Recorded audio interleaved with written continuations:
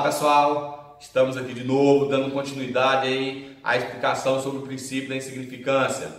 No vídeo anterior nós vimos lá que o princípio da insignificância ele exclui a tipicidade material, excluindo então a tipicidade material. Vimos também que para reconhecer o princípio da insignificância devem ser observados os requisitos objetivos e os requisitos subjetivos. Requisitos objetivos: mínima ofensividade da conduta, ausência de periculosidade da ação, reduzido grau de reprovabilidade do comportamento e inexpressividade da lesão ao bem jurídico. Enquanto que os requisitos subjetivos habitualidade criminosa do agente, se estiver presente, impede o reconhecimento do princípio da insignificância. Deve ser olhada a situação, a capacidade econômica da vítima, além, é claro, de verificar a condição ou não de reincidente do acusado. Salientando que em 2016 o STF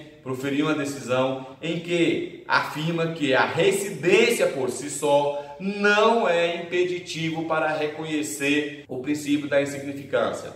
E caso isso ocorra, caso o juiz deixe de aplicar o princípio da insignificância em razão da reincidência, se a pena não for superior a 4 anos, o juiz então deverá determinar o regime inicial para o cumprimento de pena, o aberto, mitigando assim a redação do artigo 33, parágrafo 2º, a linha C do Código Penal e até mesmo a súmula 269 do STJ.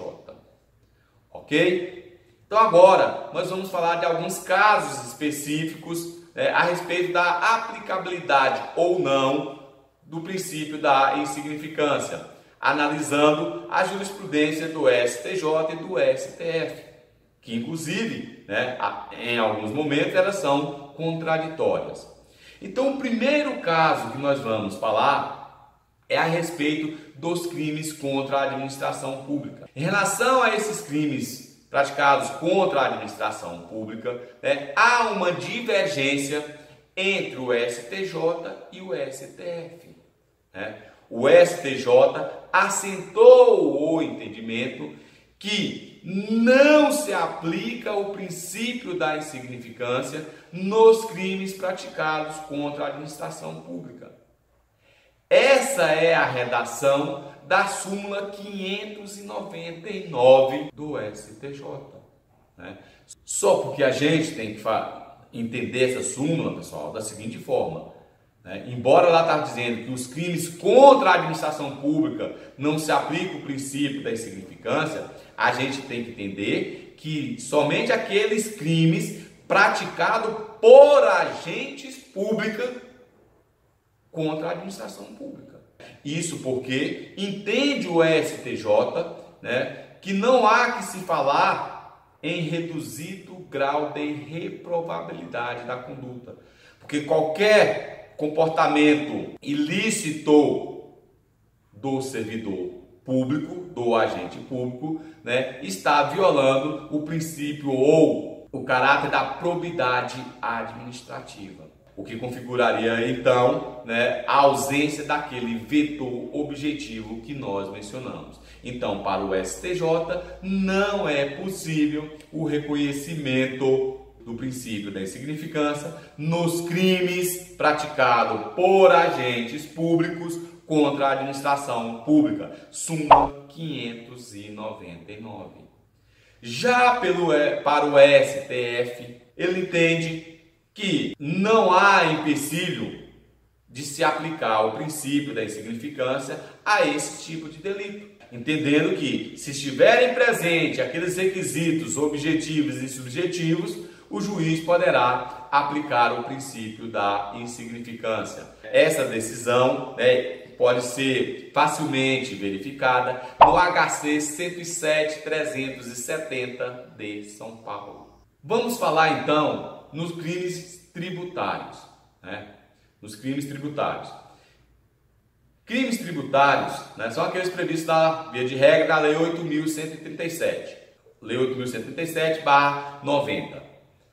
E também se tem o mesmo entendimento em relação ao crime de descaminho. né, embora não seja, né, um crime tributário especificamente, né, previsto no artigo 334-A do Código Penal. Então, pessoal, tanto para esses crimes tributários previstos na Lei 8.137, como para o crime de descaminho, o STF e o STJ vêm entendendo da possibilidade de se aplicar o princípio da insignificância. Né? Claro, pessoal, como sempre eu disse, desde que presente aqueles requisitos objetivos e subjetivos. Aí, dentro dos requisitos objetivos, o que se discute é o que é considerado inexpressividade de lesão ao bem jurídico. Né? Qual o valor do tributo devido ou iledido, no caso desse caminho, que pode ser considerado como insignificante, como inexpressivo. Né? Havia uma divergência entre o STF e o STJ. O STF entendia que se o tributo devido ou iledido fosse até R$20.000, poderia se aplicar o princípio da insignificância. O STJ, por muito tempo, né, sustentou o entendimento que era até R$10.000. Felizmente, no início desse ano, o STJ, né, sedimentou o entendimento de que, efetivamente, considera-se como valor inexpressivo para fins de reconhecimento do princípio da insignificância o tributo devido ou iledido até o valor de R$20.000. Tá certo? Então, nesse caso, aplica-se o princípio da insignificância para os crimes tributários e descaminho. Né?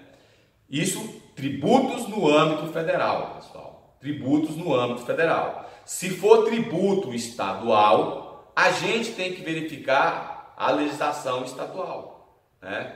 A legislação estadual. Porque qual foi a base para a criação ou aplicabilidade desse princípio de insignificância? É aquele valor em que a Fazenda Nacional entende que não é razoável fazer a cobrança através da execução fiscal. Né? No âmbito federal é até 20 mil.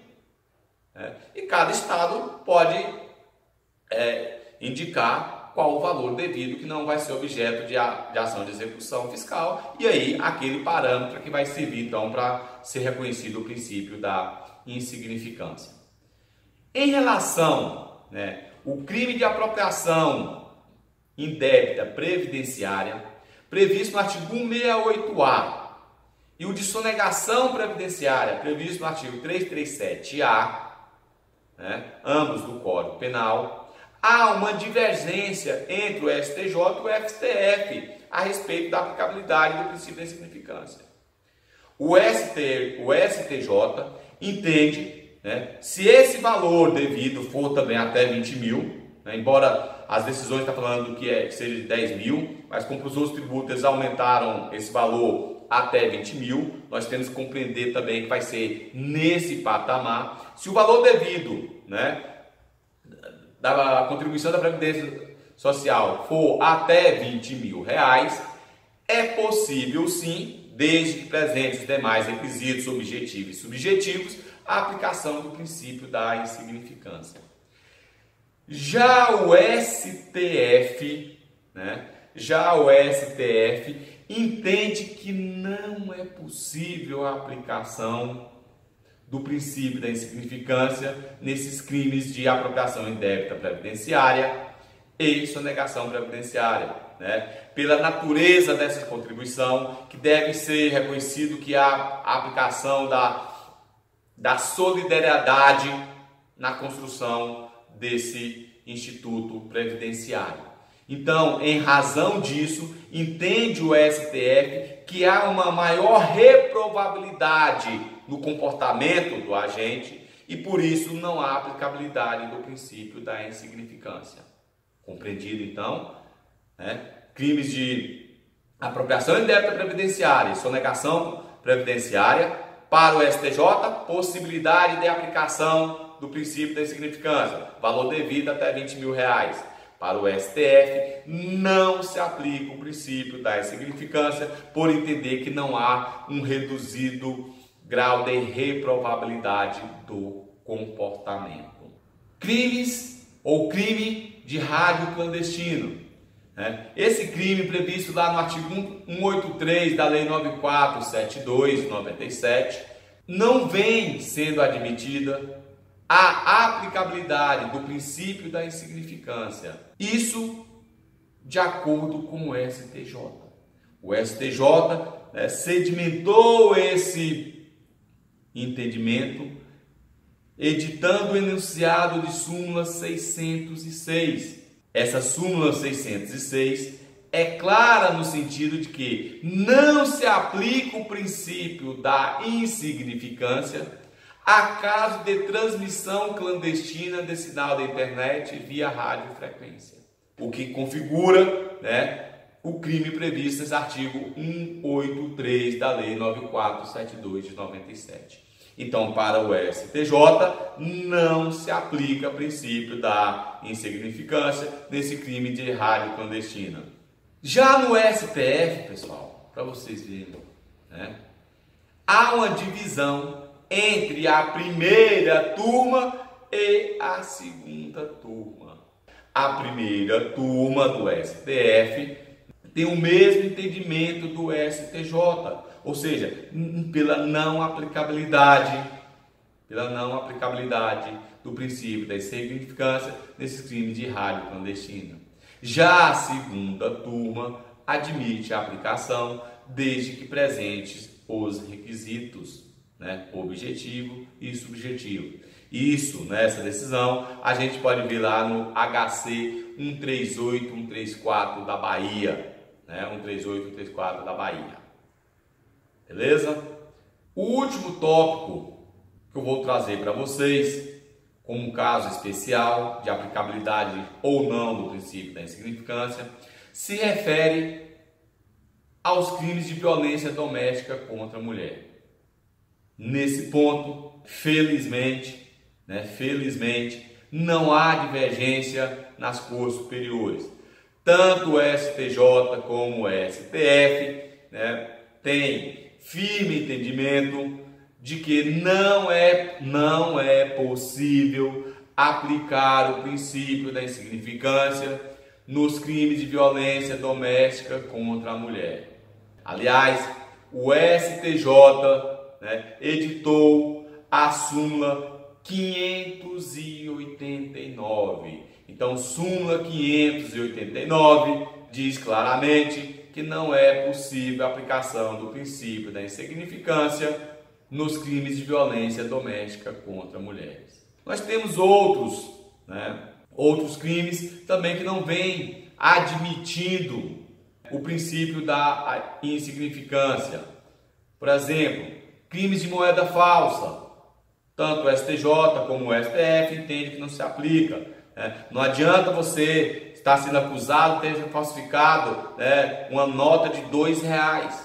Por mais que o valor seja ínfimo, entende essas cortes superiores, que ali você está ferindo a credibilidade da circulação da moeda e por isso não há que se falar em reduzido grau de reprovabilidade e não se aplicando o princípio da insignificância no crime de moeda falsa. De igual modo, crime de contrabando, não há que se falar também, tanto para o STJ como para o STF, da aplicabilidade do crime, do princípio da insignificância. Então veja, pessoal, no crime de descaminho, que ocorre quando se elide o pagamento do tributo devido na importação ou na exportação, aplica-se o princípio da insignificância. No crime de contrabando, que ocorre quando se importa ou se exporta um produto proibido, nesse caso não se aplica o princípio da insignificância. Tá certo? Então esses são os principais casos recorrentes nas nossas cortes superiores em que se discute a aplicabilidade ou não do princípio da insignificância.